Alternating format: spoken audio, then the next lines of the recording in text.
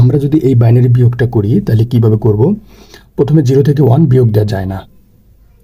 যেহেতু 0 থেকে 1 বিয়োগ দেওয়া যায় না, তাই আমরা বাইনারি বেস 2কে আমরা ধার নিয়ে আসব। তখন এখানে এর মান হয়ে যাবে 2। এখন 2 থেকে 1 বিয়োগ দেওয়া যায়, হয়ে যায় 1। যখনই আমরা ধার নিয়ে আসব তখনই আমাদের ক্যারি হবে 1, মানে হাতে থাকবে 1।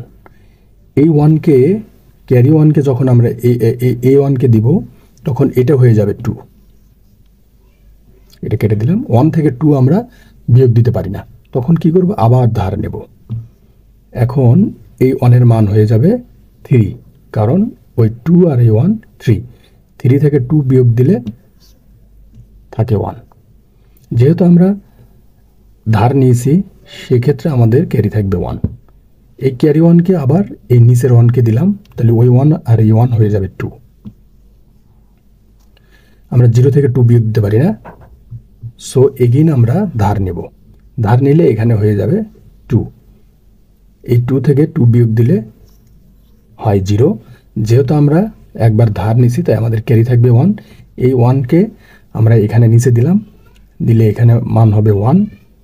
1 থেকে 1 বিয়োগ দিলে হবে 0। এটাই আমাদের বাইনারি বিয়োগ।